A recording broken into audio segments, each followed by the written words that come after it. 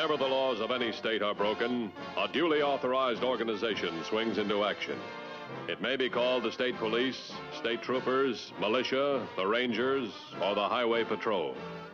These are the stories of the men whose training, skill, and courage have enforced and preserved our state laws.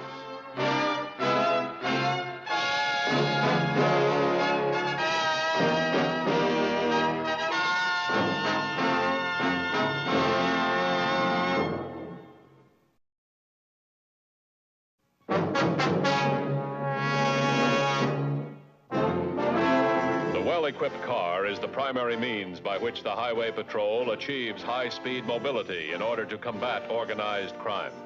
A patrolman would no more abandon his car than his gun. And yet, on July 22nd, a migrant worker proceeding along Highway 15 came upon a patrol car, engine running, keys in the ignition lock, but empty. The citizen hurried to telephone his strange discovery to Highway Patrol headquarters. Check the radio log. Allard was in contact up to 12 o'clock. Well, the sergeant says he was on regular detail, no special orders. Let's find out for ourselves. Come on.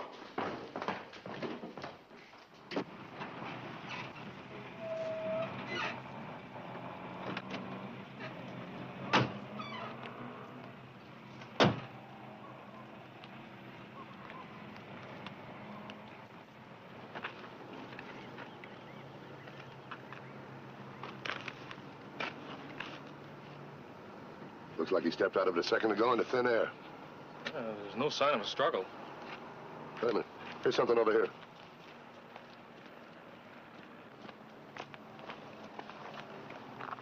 Tire tracks. In a hurry to get away. Get the evidence, kid. I want an impression of these tracks.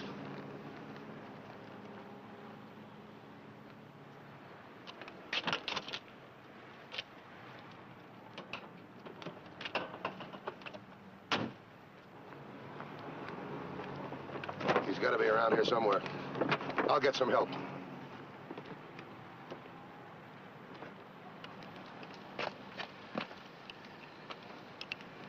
$21.50 to headquarters. Headquarters, bye. Allard's car in reported position. Send someone down to check it for fingerprints. Also, all available units for search party. Send Allard's picture to the newspapers. Ask TV and radio to broadcast a description. 10-4? 10-4.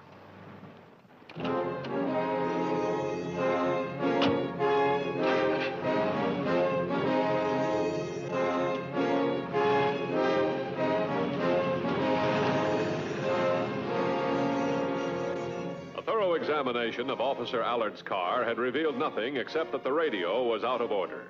Newspapers and broadcast stations had cooperated fully, resulting in a number of false leads and an interview with Frank Hanley, a car painter. No, it couldn't have been that, officer. All right, thanks very much anyway. Right. Now, go ahead, Mr. Hanley. Now, this auto paint shop where I work, yeah, just across the street, there's a lunch wagon. Now, this officer stops there for lunch. I see his patrol car there lots of times, around noon. In fact, I was watching for him, and when he drove up, I run over to him, and I said, there's something funny about that car. And I pointed it out. What car did you point out? The one I painted. It was just coming out of the shop then. What did the officer do? He took right out after it. Tell me, you sure it was that officer? Oh, yes, yes. He chased it towards Highway 15. What kind of a car was it?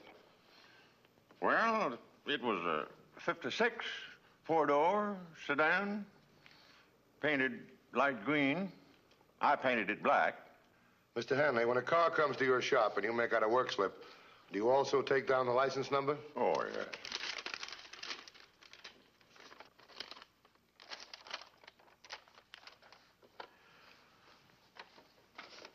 DMV, please. St. Matthews, Highway Patrol. Get me a 2829 and license number 2 Nora 57516. Repeat, 2 Nora 57516, right? Did you get a good look at the guy that picked up the car? You know, that's another reason I suspicioned him. When he come in, he had a bandage on one side of his face, and he kept that side towards me. Said his car needed a paint job. No, that car didn't need no paint job. All right, go ahead. What, a green 1956 four-door sedan. Registered to who? Theo Nielsen? Let me have the address, will you? Theo Nielsen Bookshop, 921 Main Street. Right, thanks very much. You've been a great help. Would you mind waiting? I'll send one of the boys in to take your statement. Yeah, sure. Thanks a lot. Yeah.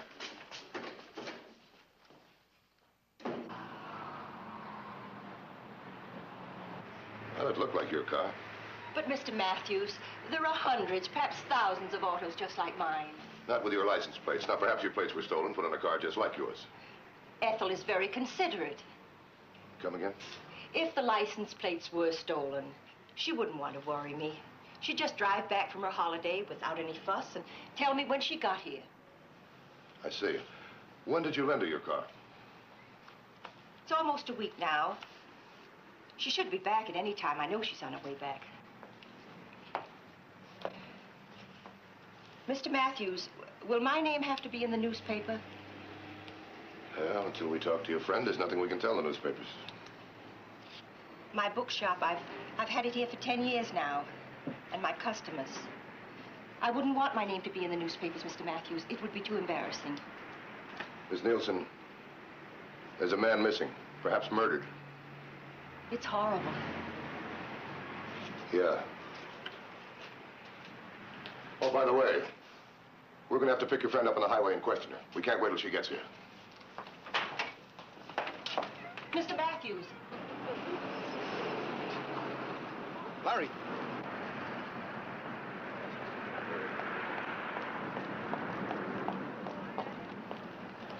Just let us handle it, will you? They got to her first. Take it easy, George. Look, we'll do everything we can, but we need your help. Headquarters at 2150. I'll keep in touch with you. All right. 2150, bye. We were on our way out of town, all free and clear, and you had to use a gun. The cop had us with her car repainted and the numbers hacked off. He wouldn't have looked for the numbers, and I could have talked her into thinking I did the new paint job for her. What about the 10,000 you talked her out of? That'd get us 5 to life. How are you going to cover that? Good talk, sweet talk. She's love starved. She'd give her last cent for a promise of marriage, and did. You had to con her out of a car, too. We were doing okay, just lifting and selling them. No, you had to take her for everything she was worth. And I had to be your brother. Boy, this time you conned us right into the hot seat. We can always shut her mouth. Not if she's talked to the cops already. Look, I said, let's get out of here. And leave a witness that can hang us? And maybe she hasn't talked. Go watch that cop and signal me when he's gone. 10-4.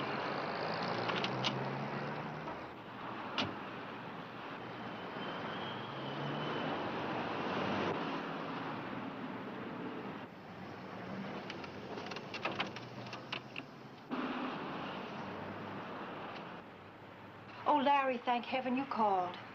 What's the matter? Where's your brother? What is he mixed up in? Larry, a policeman was here. He says my car has something to do with the missing officer we've been reading about. Didn't he ask to look at your car? I lied, Larry. I told him I'd loaned it to a friend. But you didn't lie, dear. I'm your friend. And more, I hope. Theo, the police have made a mistake because, well, you see, I've already gotten your car.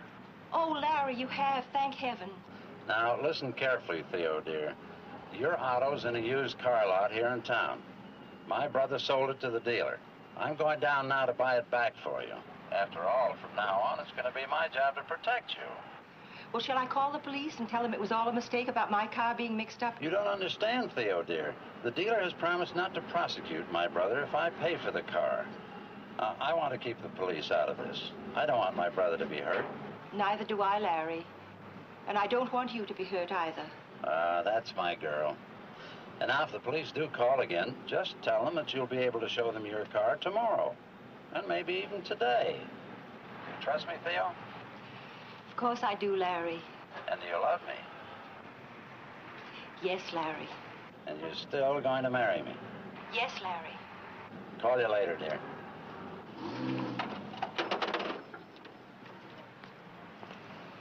Well, what do we do now? We'll get rid of her in the brush on top of Canyon Pass on our way out of here. How are we going to get her up there? With my brain instead of your gun. Come on, let's go.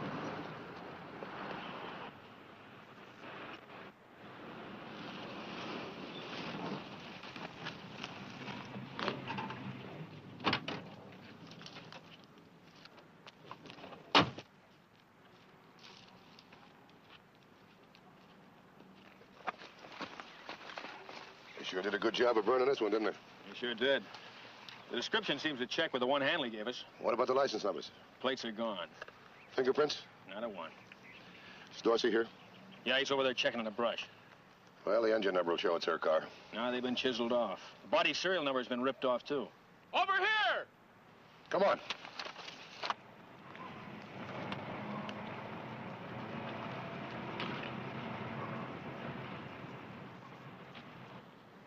Allard. Call headquarters and get the coroner out here. Then get a tow truck. I want that burned-out job at headquarters. Dorsey. Yes, sir. That's got to be her car. Well, there's always the chance it isn't. Everything points to it being her car. You better get Miss Nielsen in again for questioning.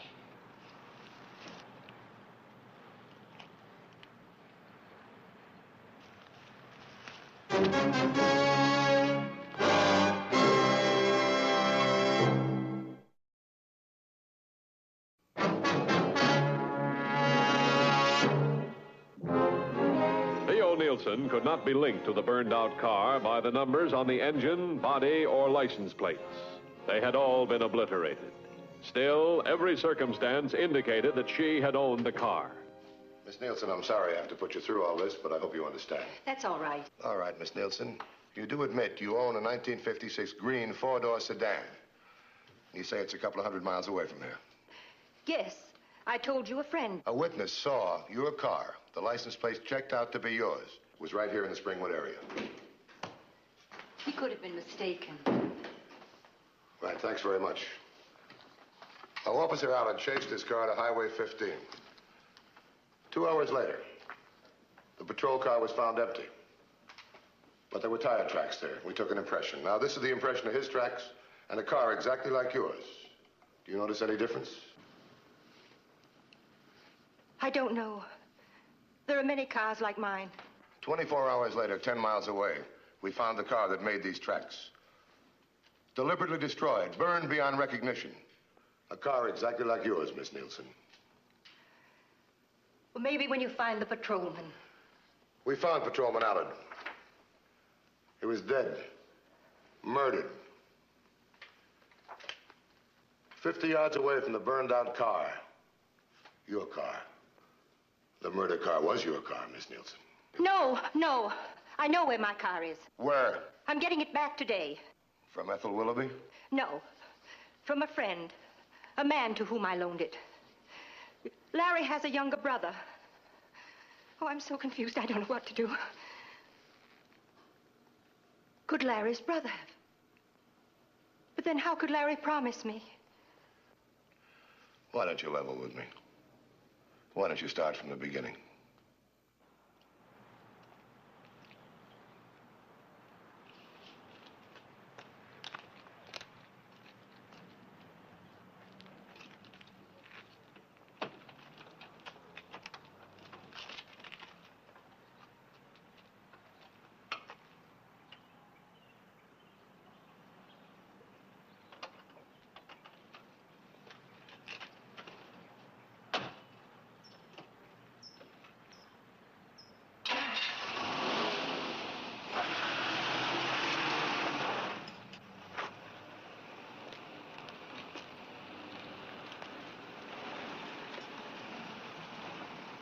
$19.56, light green sedan. She'll never know the difference. Especially when she sees her own license plates. Put them on. That's all I know. All I know about him. Well, Miss Nielsen, I'm sorry. I think you've been taken for a car and $10,000. I don't think it's a younger brother. I don't think it's Larry Gardner again, either.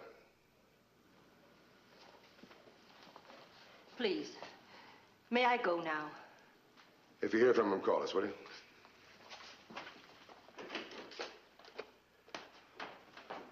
This is Matthews. What do you run a make on Larry Gardner? Oh, he's about 50, tall and gray. Wanted for forgery, bunco, and car theft. Check Larry Gardner, Gardner Lawrence, and Larry Lawrence. Ring it out, will you? Right, thanks.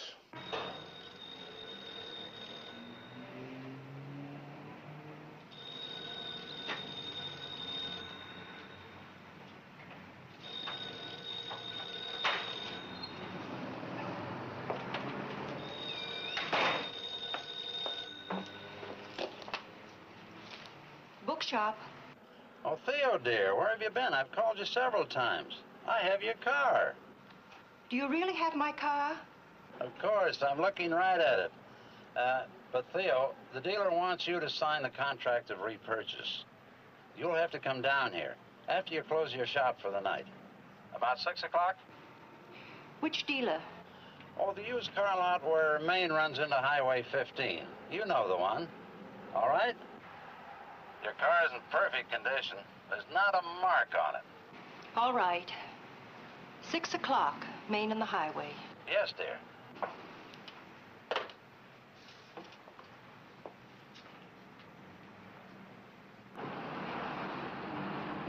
We'll get to her bookshop by 2 o'clock, just in case she changes her mind.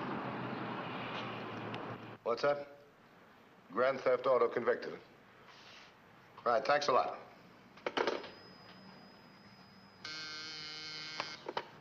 Yeah? Okay. Miss Nielsen, Mr. Matthews. He just called, Mr. Matthews. He says he has my car. Has he or hasn't he? No, he hasn't, believe me. We've got a report on a man who fits Gardner's description exactly. Larry Gardner, alias Harold Lawrence. Now, wait a minute, I'll get the paper here. New York, commercial auto theft. Texas, bunco car deal, 5 years, state penitentiary. Illinois, auto theft, 2 years, state pen. There's a lot more, Miss Nielsen. A whole lot more. Miss Nielsen. Hello. Hello, Miss Nielsen. I heard. I've been a terrible fool. I won't meet him, of course. Does he want you to meet him? He says my car is in a used car lot at Main and the highway. He asked me to meet him there. When? At 6 o'clock when I close the shop. But I won't go. I don't ever want to see him again. Well, you could help us by meeting him. But why? He's made a terrible fool of me. Robbed me. He's also suspected of murder. Does he know you've told me about him? I didn't tell him. All right, then he'll meet you. All you have to do is show at the parking lot. Then we can nab him. All right. I'll meet him. Now, you'll be well guarded. Now, act as usual. Close the shop at the usual time, then walk over to Highway 15. It's only a few blocks. And remember this. One of us will be near you at all times. All right, Mr. Matthews. Thanks.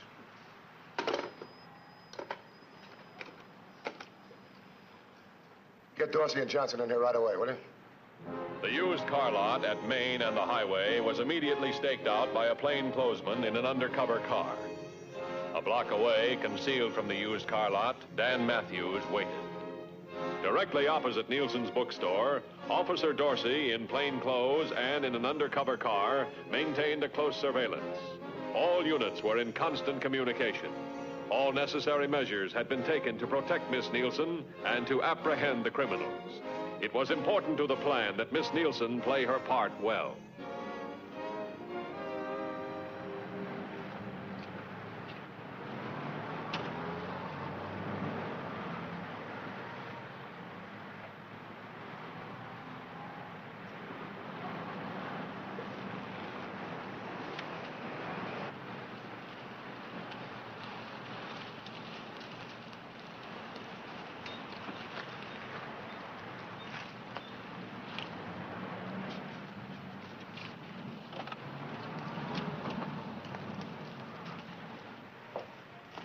Hello. Hello. Just to let you know we're here. We will be for about the next 5 hours. I'm parked right across the street. If you need me, just give me a sign.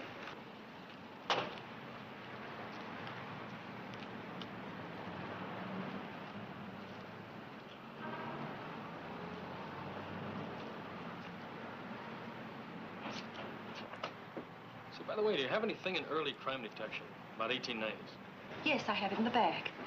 Most of my calls are for modern crime detection. I'll be right back. Theo, dear. Help, officer! Help, officer! Let's get out of here. Come on.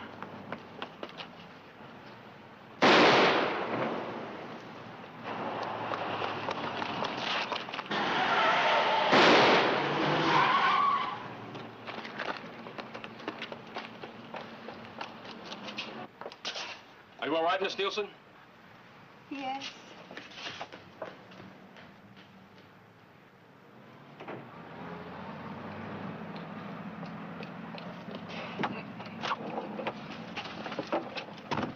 $21.12 to $21.50. Go ahead, 2112. Gardner and accomplice making getaway from Nielsen's bookstore, 1956, light green four-door sedan. Direction of suspects unknown. 10-4? 10-4. 2150 to all units in Springwood area. Be on lookout for a 1956 light green four-door sedan, probably on Highway 15. Occupants are armed and dangerous. One is Larry Gardner, age, I'd say, about 50. He has one accomplice. Now, 3244, you search east on Highway 25. 4220, search west on Highway 25. 10-4?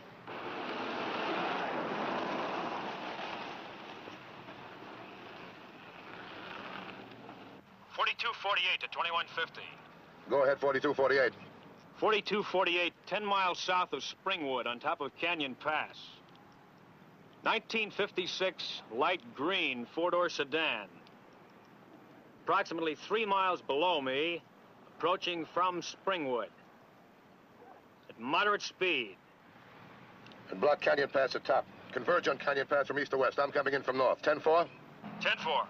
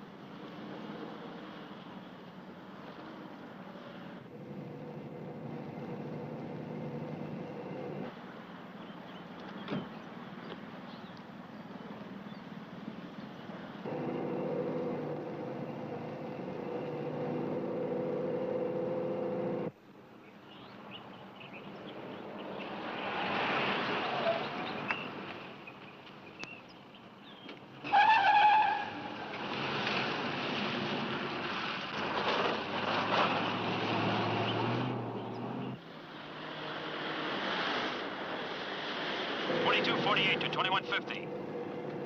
2150 by. Suspect car has U-turned, proceeding back down Canyon Pass. 10-4.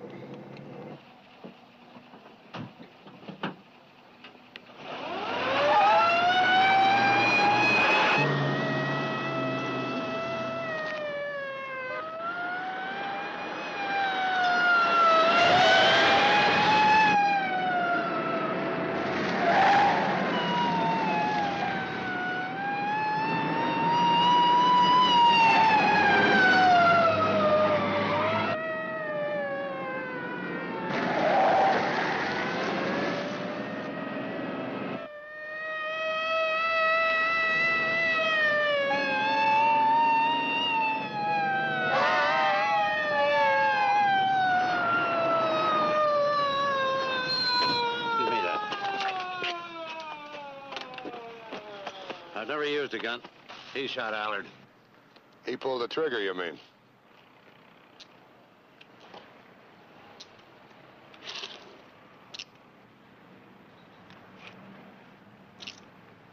All right, move.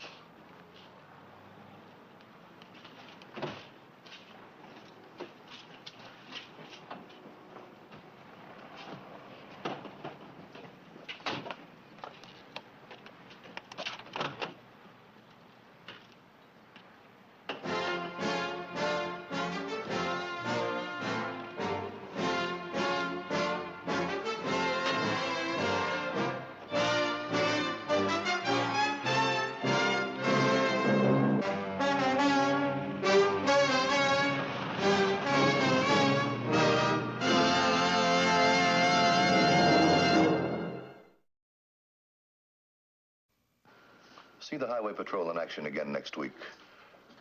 Until then, remember, leave blood at the Red Cross, not on the highway. This is Bradley Crawford saying see you next week.